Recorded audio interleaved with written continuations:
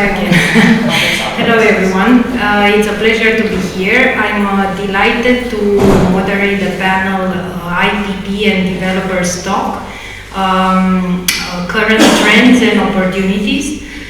So this session will focus on the current project execution landscape in Europe. We'll deal a bit with the opportunities and the challenges, and we'll build on the very insightful discussion that we had during the first panel.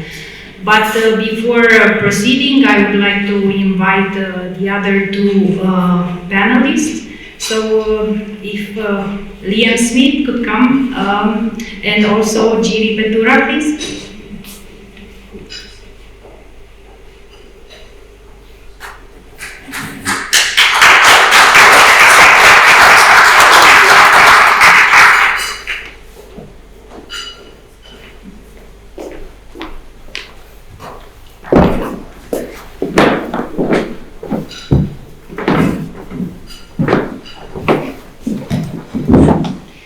Thank you very much. I would first, before getting into all the details, I would like to ask you to introduce yourself. We already know Stelios, but Jiri and Liam. Hello everyone, and thank you Ramona and everyone for the invitation. My name is Jiri Petura. I'm a business development and legal director in Rezolv. Is it? Okay, very good. So once again, thank you Ramona and Voice of Renewable for the invitation. My name is Jiri Petura and I'm a business development and legal director in Rezolv Energy. Rezolv Energy is a pretty substantial IPP in CEE region, and I guess I will introduce Rezolv and the projects later on. Thank you. Hi, and thank you very much for the invitation. Liam Smith, I'm a director of the energy infrastructure team within Actis. Actis is a global infrastructure investor who invested in 16 gigawatts of renewables to date, and basically I work leading lots of the technical due diligence across the globe within those assets. Thank you very much. I would suggest to start with a bit of an overview of the market. So last year, for the first time in history, global spending on assets in wind and solar exceeded the investments in oil and gas fields. So it's pretty obvious that we are definitely on a trend of acceleration in energy transition. But the question is it enough what Europe is doing? Because if you look at the numbers and the ambitious plan, net zero ambitions plan, it looks like actually there should be a speed in deployment of renewables of 3 to 4 times. So I would like to ask Liam, if you could give us an overview of the renewable market and maybe talk a bit about how is Europe positioned compared to the global landscape? Yeah, sure. I mean, the easy answer is no. We're quite far behind our goals globally. I think I just had a look. I mean, Europe's it needs to double its hit rate so far. Where does it compare to most other countries? Similar. I think each, you can point to various periods in individual countries' trajectory where they have met their goals. UK stands out. CFD mechanisms, it did a great job at getting a lot of renewables, and then it's slowed down of late. Offshore's had some troubles. Onshore, especially in England, has been basically non grata. South Africa did a fantastic job at renewables procurement through an auction mechanism that stopped, and then the whole industry fell over. Feed-in tariffs through Asia were great, they then stopped, the whole industry fell over. So I think if my one takeaway globally has been that everyone's done this well for periods of time, no one's really cracked the nut yet when it comes to sustained growth that's going to be required for 2050 targets and to hit that $2 trillion a year, which is a massive task. I would jump into probably a forthcoming question of the why. I think remuneration. getting paid is probably everyone's number one risk, be it the banks, be it the investors, be it the IPPs. And I think you've seen periods where institutionally there's been a framework which has enabled capital to be deployed in a very cost-effective way. When that's removed, that equation changes and everything slows down. So, just to see if I understand this correctly, you say that actually subsidies are here to stay if we want this trend to continue in a way, because without subsidies, do we have technologies that are competitive enough, or is this the case just with some of the newer technologies? I definitely wouldn't use the subsidy word. We hate subsidies, right? Actis hates subsidies, and the reason why is because a government can pull them away, and you saw it in Spain, you mentioned Greece. That's not a great story. I think if you went to a high level and you said, how is the most efficient possible way of serving, say, Europe's grid in 2050, it would involve an overbuild of renewables, clearly. You'd have substantive curtailment. I think then you've got a question, and there'll be other things, there'll be batteries, various other technologies that will form a mix of that. Then the question is how. I would argue you can do subsidies, but again the question is how do you do those subsidies? So America's clearly got down a path of the carrot, trying to incentivize people to do certain things. I think we've done that quite smartly by at very point in time, just very quick investments, which removes a lot of risk around the subsidy. I think Europe's gone probably down a more stick approach associated with the carbon border adjustment mechanisms, the carbon tax, carbon trading mechanisms. Those are good in terms of a purist approach. The challenge with those can be time, and I think this equation is about time, cost, and risk. You're going to get two of those, you're not going to get all three. It's very, very, very hard to manage all three of those to a really optimal point. So I think the question for Europe is, what do you want to do? Do you want to do this quick? Which at the moment, probably, arguably, we need to, because we need to double our rate. And then what's the best mechanism to deliver that? Incentive structures are great.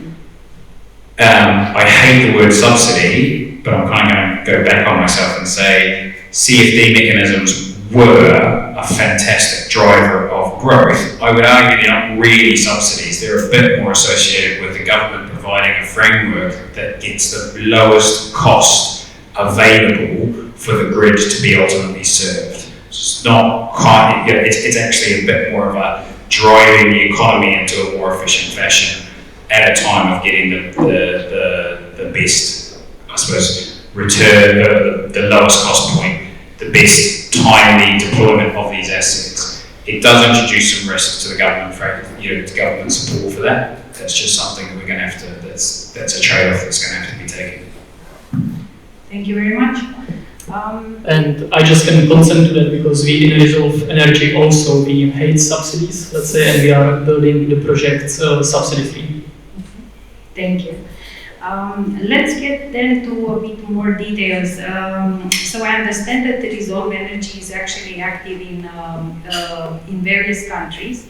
What are you looking at when you select a jurisdiction or a country that you want to do projects in? What are the specifics, or let's say the key must-have for that, Jiri? Well, I think what it must have, we call it GGPO, so it's geography, grid, pricing, and offtake. Currently, our projects are located in Romania and Bulgaria. So just to give a bit of overview, we have 1.2 gigawatt solar project in Romania, which once constructed should be the largest PV in Europe. Then we have 2 wind projects in Romania. One is 650 megawatts and the other is 400 megawatts. They also qualify as one of the largest onshore wind projects in Europe. And then we have 229 megawatt PV project in Bulgaria, which also should be the largest one in Bulgaria. So really we focus on projects of a big scale. These larger scale projects, they need some specifics. Of course, for example, geography. You need a big piece of land which is suitable for, let's say, PV construction. This large project in Romania has 1,044 hectares, and there is not a height difference of more than 1 meter. So really we are looking at a big piece of flat land where you can construct the project. Then it's a grid availability. Yeah, so again, Romania is a great country because we see there a lot of free grid capacities. And unlikely, for example, as the Czech Republic, where we are headquartered, we see there a lot of issues with available grid capacities. The same, for example, as in Slovakia and other countries in the sea region. Then I was mentioning offtake. So before starting involvement in such a big project, you need to think carefully where you want to place the power, right? So you want, if your strategy is going to be more merchant or if it's going to be CFD or PPA, you need to be sure that there is some sort of regulatory framework that you are able to place the power. Again, Romania, great the CFD auction they are running. And then pricing, that happened to us sometimes in the Balkans. The pricing expectations of the developers when they were selling us the projects were just totally off the market. Yeah, they saw the prices on the spot market, 300 euros megawatt hour, and they just assumed that we can pay such amount for the project, and it was very hard for us to convince them or to show them that for the financial model you can't calculate the spot price of 300 euro for next 10 years, but in reality we need to have some sort of different offtake scenario. Well, just one comment on the grid capacity in Romania. I think, we are not that lucky, to be honest. There was available grid capacity, and there is still some available grid capacity in certain areas of the country. And where you have the projects in western part, there was indeed still some capacity, but currently we are experiencing issues with the grid as well, and there are some developers that are getting connection dates as far as 2030 already. So you are among the lucky ones to get the grid permits, in the first stages. But nowadays, if you apply for a grid permit, it's becoming more and more challenging to get good terms. I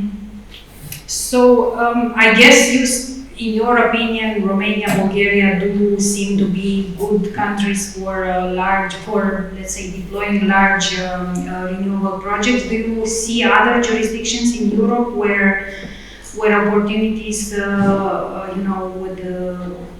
would be similar or even better? We see nice projects in Serbia from time to time, even though the regulatory framework can be a bit sometimes challenging, but I believe also the state utility in Serbia recently announced signing of PPA for, I believe, 300 megawatts.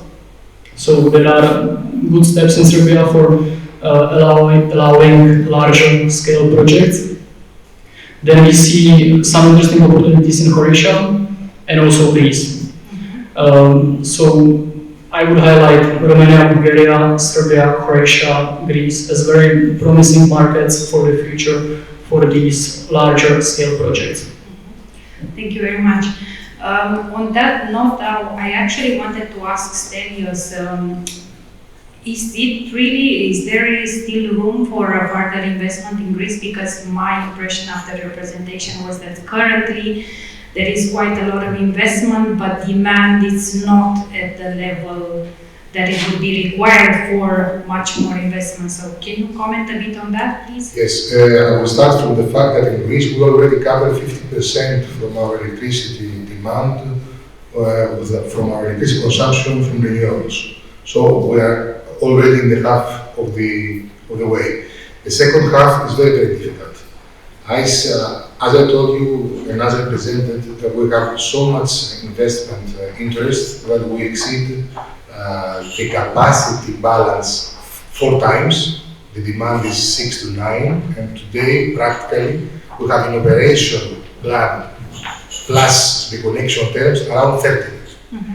In terms of energy, we are already 100%. For instance, 30 gigawatts of renewables, wind and solar, can produce 60 terawatt hours of energy on an annual basis. Our demand is 55. So we are already exceeding even energy. That energy is not so critical as power, because energy is just a total, it's a total, but you cannot send this energy above the consumption power. So it's the consumption power balance that is critical. That's 6 to 9 gigawatts per hour. That's all. You cannot inject into the system 25 gigawatts because there is no demand to consume it. So,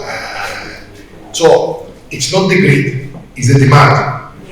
I will give you a paradigm to make it more simple. Today, with all these connection terms that we have and the investment interest even more, it's like want to build motorways of 30 lanes per direction that we do not have the population or the car to run them. We do not need motorways more than 10 lanes because we do not have the cars. So if we build them, we can build them, yes, and the administrators gives connection terms more and more and more and above the consumption power balance of 6 to 9. As I told you, in operation plants plus connection terms, we are reaching 30 gigawatts. That's 3 times the consumption power rate. So why we do that? If investors want to pay and build these motorways, okay, build them. But can you sell? Do you have the cash to run them and send your merchants to where? So it's like building roads and you do not have the goods to sell. There is no demand. Yes, you can build them. So the problem here is that the administrators of the grid in the system are thinking like, okay, until renewables, we were building grids with our main orientation focused on consumption. We were building grids just to serve consumption. Now we are building grids to serve production, but in electricity, consumption always should be equal to production. So if you build grids 4, 3, 10 times the consumption, these grids, you will not use them. So it's a necessity to have storage. Storage is still costly. That's why I said that vertical players that combine production and retail, are the most safe in this landscape, because whatever their failure is, they can charge it to the consumer. Of course, if one vertical fails and the other succeed, yes, this will bankrupt. But the market doesn't move that way. We have in Greece 5 vertical players that are, let's say, have a basic market share. In papers, we have 30. But the main vertical players that have retail market share, and this retail market share reflects their production, because the success story for a vertical player is the following: to produce the energy that you need for your consumers, in order not to be exposed to the wholesale market. And the best solution is to fit your production profile to the consumer, to your consumer's profile. So, if you succeed in this, you are neutral to the wholesale market. Even if the prices are negative, you are neutral. Because, okay, you pay for the production that you sell in the wholesale market, but you receive money for the electricity that you draw. So that's why in Europe we have negative prices many times, because production is more than the demand. In this landscape, all vertical players are mostly safe, because whatever the failure is, they can charge it to the consumer. We saw it in the gas prices crisis, that not only they had losses, they had tremendous windfall profits that our government, and I think many others in Europe, posed extra taxation to draw this windfall profit. So, to be a vertical, I think it's the best strategy in the coming future. Except technology, again, let's say some of the cards. For instance, if we have solutions for storage at a very low cost, yes, okay.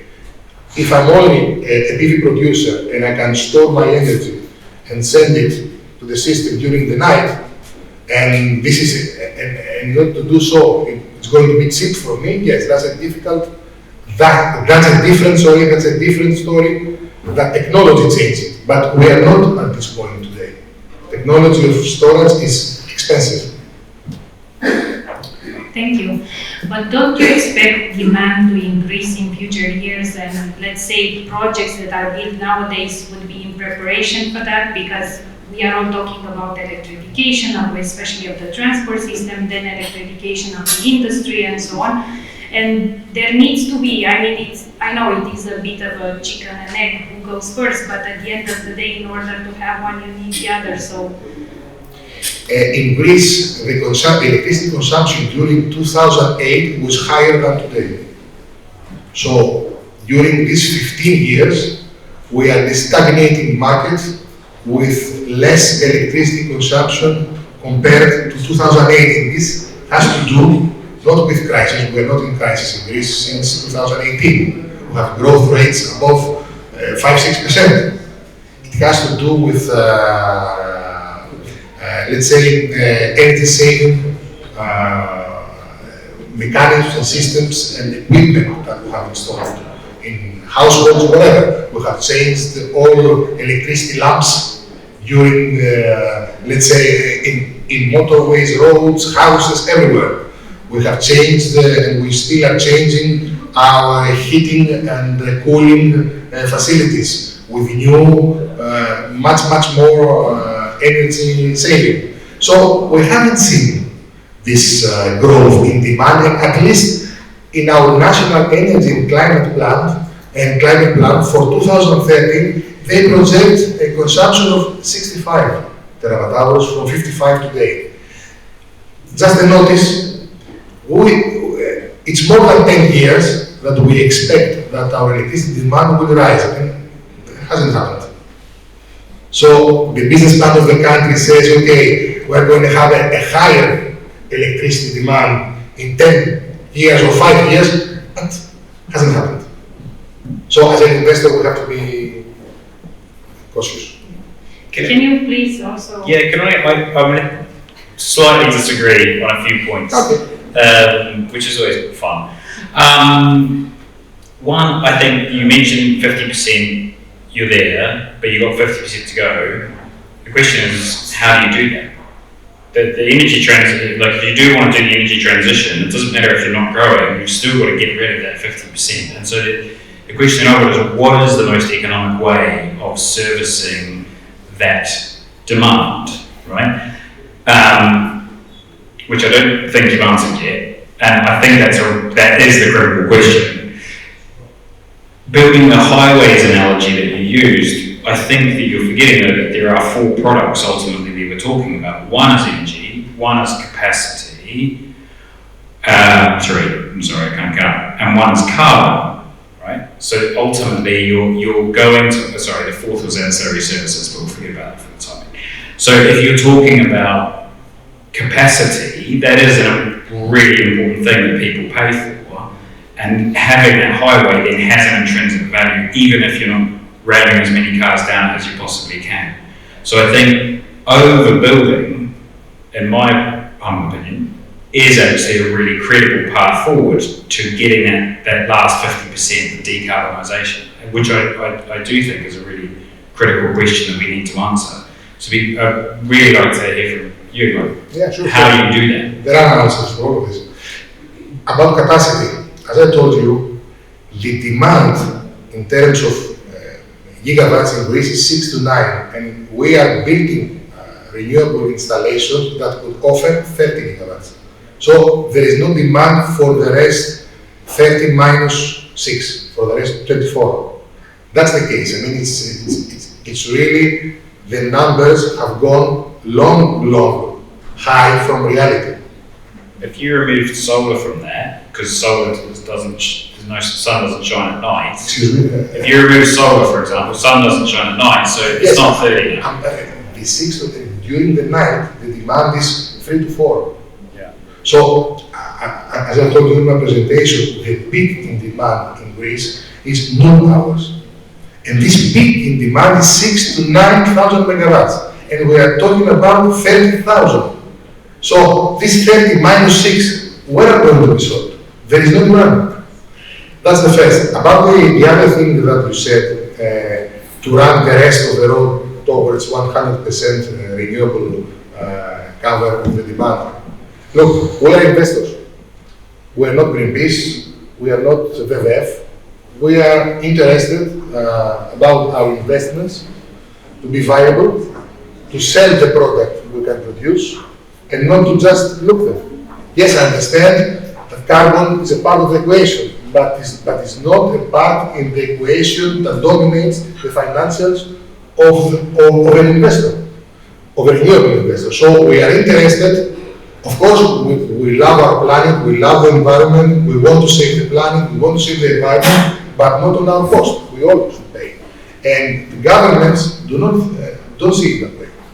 We have faced a collapse in the financials of the market during 2013, and we really do not want to experience that anymore in the future. So we are very much cautious of how the market will go, and if there is no technological solution viable to reach 80% or 100% in the next 5-10 years, okay, let's wait. We have a biplane and we have learned to fly. That doesn't mean that we can go with a biplane to the moon. We need technology, so we are not technology producers. We are investors and energy producers. We monitor the technology evolution, and if, yes, the financials are good, we are going to invest. Already invest. Even me and my colleagues, we all invest. My investments during the period 2019-2023 are more compared to the old period. But I see this tremendous booming in the investment interest, and we should talk honestly. But what we think that will happen, what may happen, and we're afraid. That's all. We could go into this. I slightly disagree, but okay, that's productive. Very nice discussion. Well, it's good that you disagree, because otherwise we would stop investment. So let me ask you, Jiri, which technologies do you see being deployed more currently in Europe? And do you think that this will change, this mix will change in the future, or what are your predictions? And by technology, between wind and solar? Yeah, in general? Energy. Okay. Yeah. Yes. We always saw a big increase in PV projects. Yeah, that was something what was, I believe, dominating the market up until now. But now, with the increasing trend of PPAs, we see that the wind projects in the end are much more valuable and are likely will be easier to be financed, just because the profile on the PPAs is better with the wind projects. Of course, the development of the solar projects is easier, it's faster. On on average, you can develop the project somewhere between 6 to 12 months. Development of the wind project in some countries like Czech Republic can take even 9 years. Yeah, then we have Romania where I believe it's developed between 2 and 3 years. So wind project is more difficult, but then it's more valuable, and I see a big shift now towards the wind projects in Europe. What about offshore wind and hydrogen storage? Hydrogen, maybe a lot of people will disagree with me, but I see a lot of talking about hydrogen, but not a lot of doing. So personally, I'm not a big fan of hydrogen because I just believe the technology is not there yet. And in terms of the offshore wind, generally UK are doing tremendous job with this, but we as Rezolv focused on the sea region. There are some offshore opportunities in Romania. I believe Romania is also going to be very active in this. Also, there are going to be some interesting opportunities in Baltics. But yeah, offshore wind is something what I believe will be more left for the western part of Europe. Yeah, we do have some offshore potential. I don't think that we will see projects anytime soon, probably in a 10-year time frame. That's the expectation. By then, maybe, technology will also be a bit cheaper, because currently, as far as I understand, the issues that projects in the UK, for example, have run into, they realize that it's much more expensive to build them than they initially thought. And that's one of the reasons why some of the more recent auctions have failed, if I'm not mistaken, right? Yeah, I mean, pricing's gone up quite considerably, and it's not just that people have kind of made mistakes on them, it's the market as a whole. I mean, there was a 20% increase effectively in turbine prices over the last couple of years, which no one had factored into their financial models. And just, the logistics as well. I mean, I've spoken to Jiri, Vestas, Siemens, they're all facing issues. They've got lots of products sitting around waiting for projects, and that backlog then creates huge supply chain issues, which then flows through to cost issues. So every offshore project that I know of is facing those challenges. Thank you. Sorry, just one comment on hydrogen, because that's kind of the hot topic, and we we 100% believe in the hydrogen thesis in the future. Really important though to dispel some myths around hydrogen, because hydrogen is not going to be used in the power sector, we believe. We really think that the first story is about greening the current hydrogen demand, because the world already uses, I think it's like 150 million tonnes per year or something. Those numbers are probably completely wrong, but an enormous amount of hydrogen. If you just converted that, we would have to build the basic world supply of renewables again. So hydrogen is not a solution for firming the grid, and it's actually part of the problem in many regards. We have to do it for the energy transition. We are serious about the energy transition, in which case there are hard to abate sectors. We need hydrogen to come into those. We need to green hydrogen, but it means that now we've got to double our build of renewables. Thank you. Now, because you've touched a bit on the cost of materials and supply chain, I would like to ask you, Jiri, well, we all know that the prices have gone up. There have been issues with the supply chain and the logistic in recent years. I think it's getting a little better, but what is your experience and expectations with your project? I understand that you are close to ready to build and looking at starting construction for very large pipelines. Do you think that will be an issue with the supply chain and the delivery of equipment? So maybe I will divide it to solar and wind projects again. As Leah mentioned before, we see big price increases for the wind projects. That's for sure something what's right now is dominating the industry.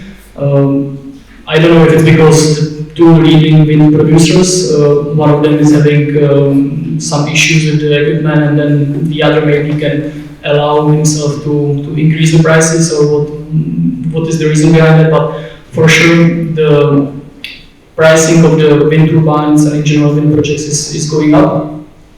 Then we see the complete opposite for the solar projects, where you see the full warehouses in Europe, you see the falling prices of the PV panels, you see that the supply chain issues, which were here, I would say, 1 year ago, maybe 2 years ago, are not so much here anymore. And in general, the capex prices of the PV projects are really looking better, and hard to predict whether we already hit the bottom or not, but maybe we could be close to the bottom. Yeah.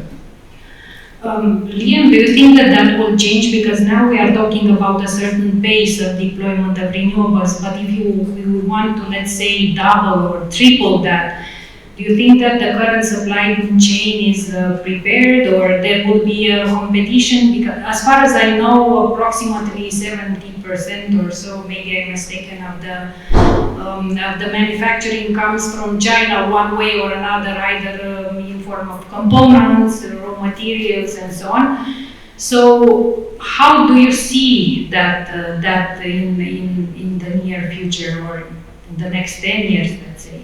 Yeah, and I was just in Shanghai last week talking to all the suppliers about these very issues.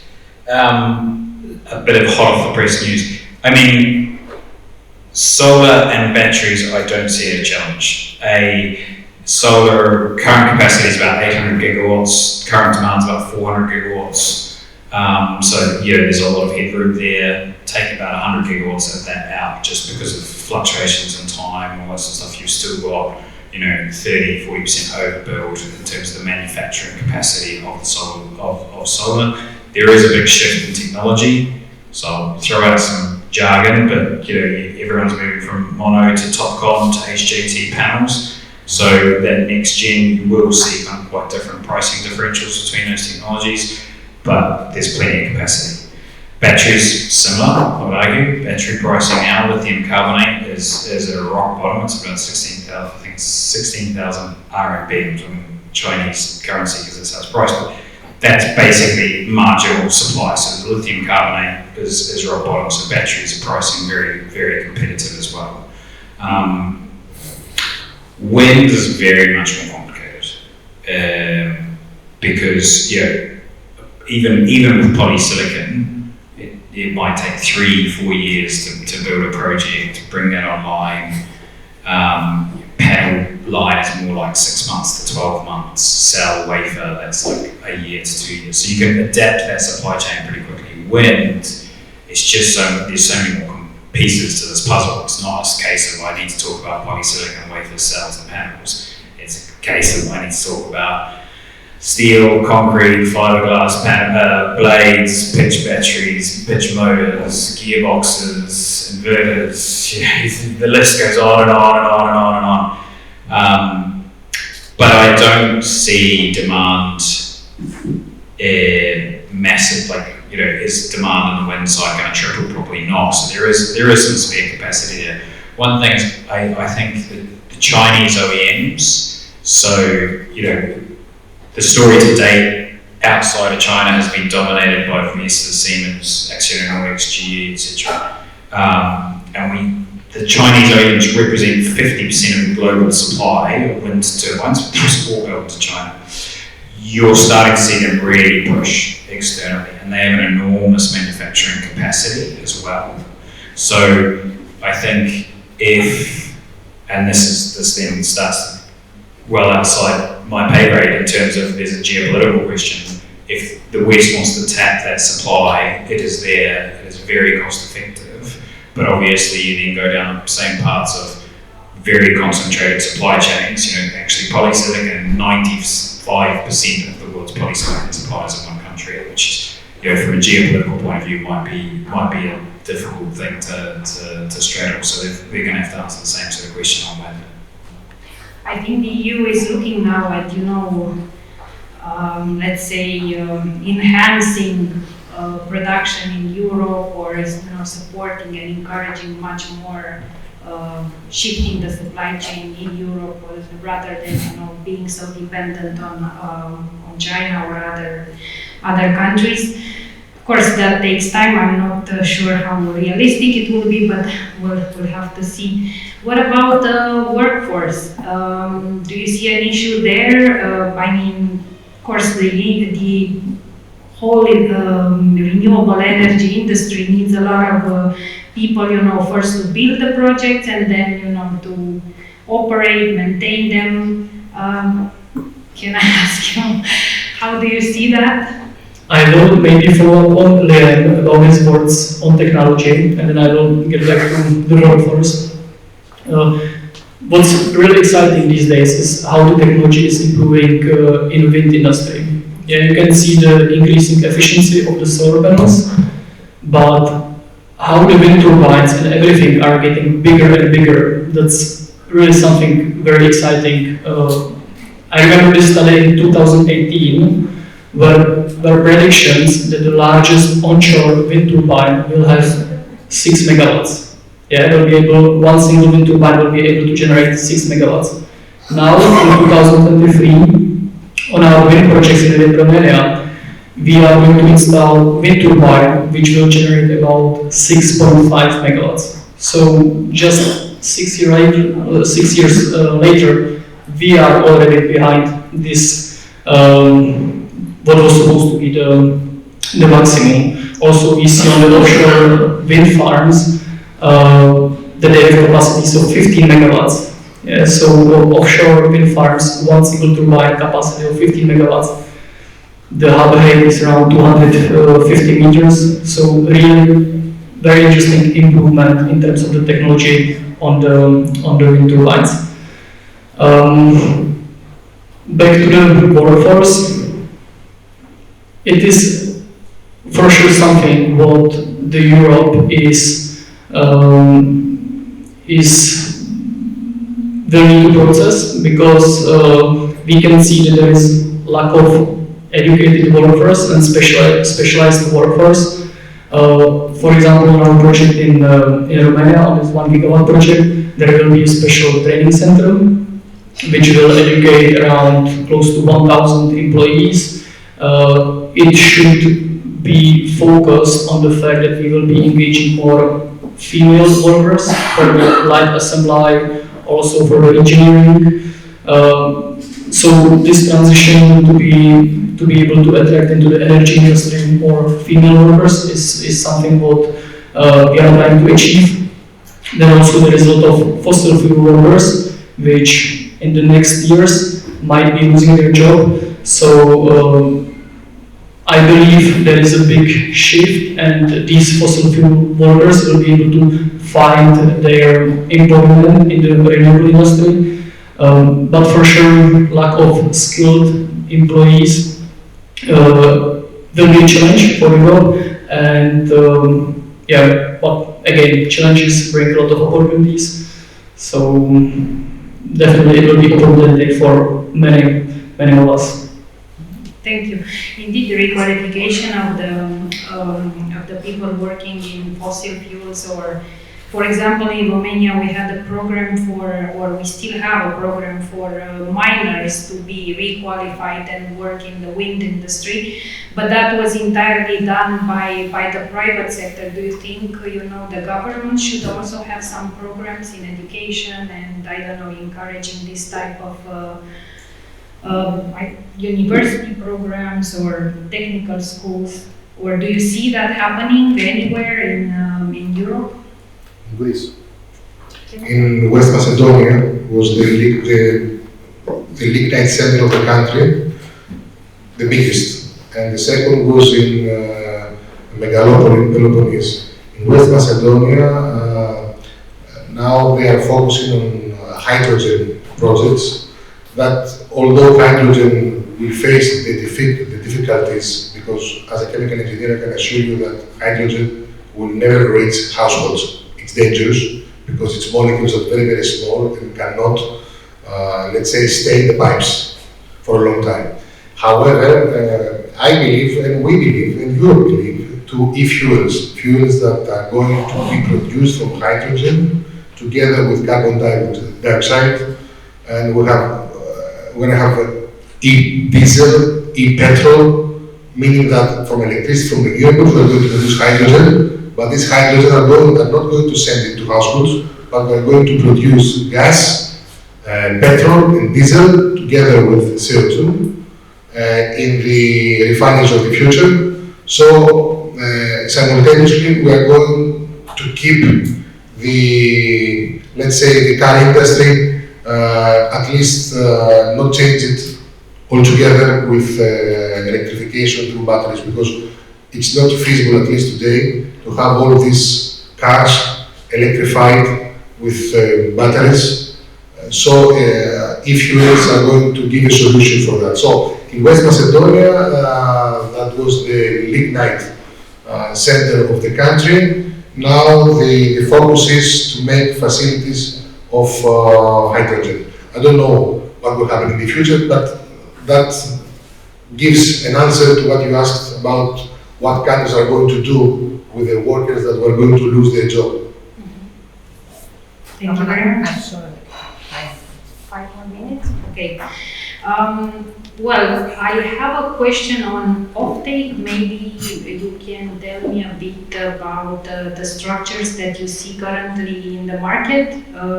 Maybe each of you, starting with Stelios. Excuse me. So about the offtake of the projects, what do you see in the market right now? I mean, generally we see, either some sort of a CFD government contract, PPAs, or, just operating as merchant asset. What do you see predominantly in the... Look, in Greece, the dominant is, we had feed-in tariffs, feed-in premiums. Now we're going to have CFDs, practically it's the same. And because CFDs, the difference from CFDs to PPAs is that CFDs is between a producer and the state. And PPAs is between a producer and a private off-taker. PPAs, we haven't seen that yet in Greece. We believe to see them in the near future. However, the gas price crisis and the ceiling that was posed in wholesale market prices does not allow for the time being PPAs, because PPAs are, let's say, going through the market on a price priority basis, but they are cleared to the market price. If market price is restricted with the rule of 85 euros per megawatt hour that is in Greece posed because of the gas price crisis, and the PPA, and the PPA is at a price that it's different, then you have problems. So it's a not free market, the wholesale market nowadays, so this creates a barrier. So I believe that CFDs and PPAs is the way to go, and we expect to see them in the near future. But CFDs is the same as feed-in tariff, a feed-in premium, it's not something new. And there is a risk there, because CFDs, on the contrary, PPAs no, because in PPAs we have a negotiation between private sector, and all the inconsistencies and the risks are going to be reflected to the price. In the CFDs, it's a different case. It's a political situation, they will give a price, so the investor will become blinder on whether they are going to sell their electricity or not, or how much it will cost them to store it. They just will see the CFD price, so there are risks. Well, that's exactly the question. How do you price them? And I mean, of course, there is experience in other countries. We have the same situation. CFD system should be launched in Romania, apparently by end of the year. We'll see. But the discussions that we see in the market are exactly that. How will they be priced? There are people that maybe they will go low, but then they will not take into consideration that at the end of the day, you have balancing cost, you have the cost of selling electricity in the market. There is taxation that we don't know exactly how will evolve, and so all these things should be also taken into account. However, if you allow me, the old orientation to send renewables to the market collapsed because of the gas prices. Europe understood that day-ahead markets are not the way to go for renewables, because the gas price that dominates in price making in these markets, plus the marginal pricing system for exchange energy between countries, lead to over-remuneration of renewable projects. So that's why they decided that, okay, we will not send renewables after the feed-in tariff and the feed-in premium expires. We do not send them to the market. We are going to give them CFD because they are the cheapest way to go, and we want them to stay that way. But this incorporates risk as well as I described before. Thank you very much. Jiri, can you give us a bit of insights in how you structure the offtake, or what are the plans? I appreciate it. We are getting close to the lunch break, so I will keep myself brief. Everyone is for sure very hungry. Again, I think it's a bit different if you are talking about small-scale projects or large-scale projects. Nowadays, the smaller scale projects are getting more and more financing just with the merchant base. So it's easier just to have the offtake on the spot pricing and go merchant. But then for the larger scale projects, what I believe we are going to see more and more in the future is some sort of combination with the PPAs or CFD. And I expect that more and more countries will be joining this CFD setup in the future, because really it enables these larger projects to be constructed. Thank you very much. Are there any questions from the audience?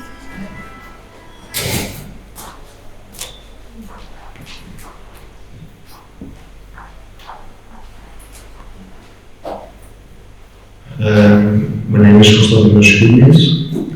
I represent Solar Capital, a private equity firm focused on solar energy, active in Germany, France, and Greece. And our analysts have currently, face a challenge. I would like, I would request, the contribution of the three gentlemen. We're talking about two challenges that renewable energy sources face in several markets, mostly due to the oversaturation of the grids in terms of installed capacity. So we have curtailments, and we have zero or negative prices in the day-ahead market. So the question is, our financial analysts, what kind of correction factors should they apply in their business models so that they incorporate these risks? Okay, obviously, I'm not expecting a full answer from your side to the extent that it's confidential, but I would be really interested in hearing the way that you approach as investors these two definite risks. Either project is under PPA or is under feed-in premium, and taking into account, because currently we're talking about the problem, but what is the size of the problem? This is practically the question. Okay, are we talking about 20 hours of negative prices or zero prices per year? Are we talking about 50 hours per year? Because recently we got aware that in Chile, for example, which is obviously an oversaturated market, but it seems that Greece, for example, will also become oversaturated, most probably other European countries as well. The number of zero to negative prices in the Asian market reached the number of 1,900 annually. This means nearly 7 months, and this endangers, materially, the viability of new projects. So, gentlemen, if you have such estimations in your models, it would be a pleasure to share them with us. Yeah,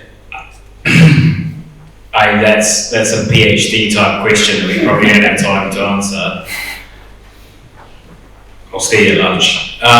We do two things. We do cash flow. Obviously, the cash flow within your financial returns, you got your cash flow model and you got your discount rate. Discount rate, we look at historical kind of failure rates, and we basically try and price the credit premium above.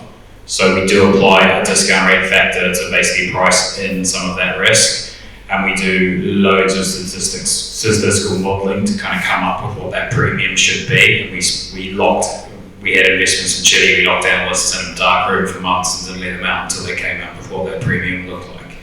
And then obviously we run a million scenarios going forward on the cash flow modeling to come up with kind of a credible cash flow series and look forward. And then third, we assume someone's going to act irrationally.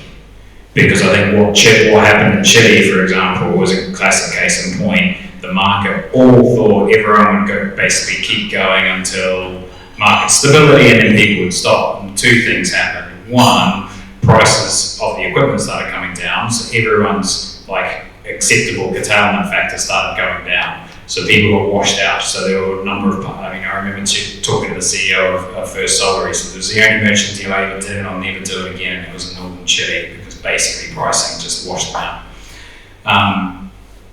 And then I suppose the second factor is someone gets the PPA wrong, and this risk goes on to the consumer. And so now the whole market's gone because it only takes one project to tip the whole market over if you've got a single point of failure transmission line like you do in Chile with the nature. So those are kind of the three things that we would do: price the risk in terms of discount rate, model it to death in terms of the cash flow projections, and then assume someone's going to act irrationally.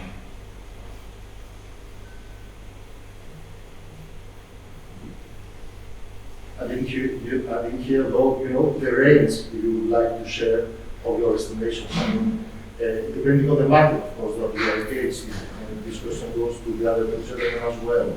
For example, Stelios is heavily engaged in the Greek market. So Stelios, for example, if today you have a business plan in front of you, in greenfield or in brownfield or stick to the fundamentals of the market. My advice is to stick to the fundamentals of the market we are operating your projects. Look, what is the demand in terms of megawatts, in power terms, and in energy terms. Try to be within the limits of the power balance, that's the best way. If the time that you are willing to invest, it's already beyond the demand in power, so you are playing with only energy balance, you definitely will need storage, definitely. Otherwise, we should wait technology to mature even more so that other solutions will come, as I said before, e-fuels. If we're going to have e-fuels through hydrogen, then we are going practically to electrify the demand for fossil fuels in a much more easier way. Instead of changing all cars with the electric cars with batteries that we don't have the material to produce so many batteries, we will keep the technology of our cars, but practically are going to be net zero in carbon because the fuels that we are going to consume will be produced from hydrogen plus CO2 from atmosphere. That this hydrogen is going to be produced from renewable electricity. So technology is only suffering against the cards.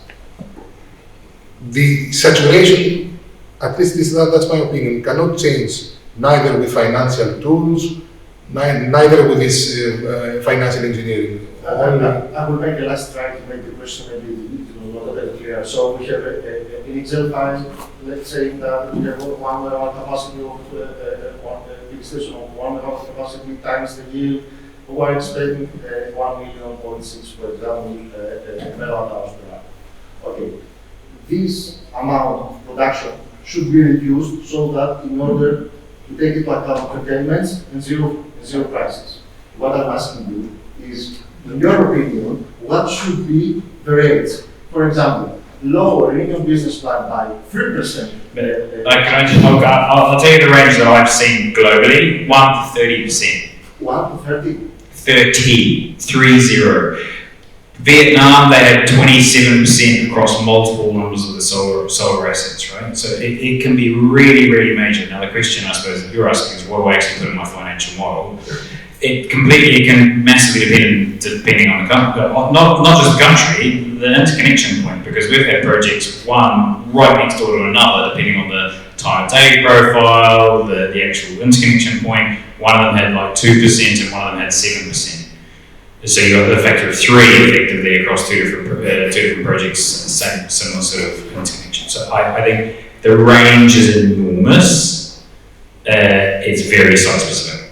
But 30% you said, yes. I agree with 30%.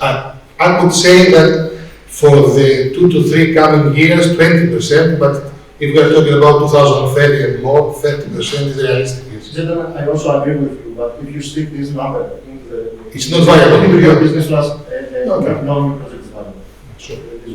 Okay, I would suggest to continue this fruitful discussion, having some coffee or tea and snacks, because the lunch we will have after the next one. So please, let's thank you so much.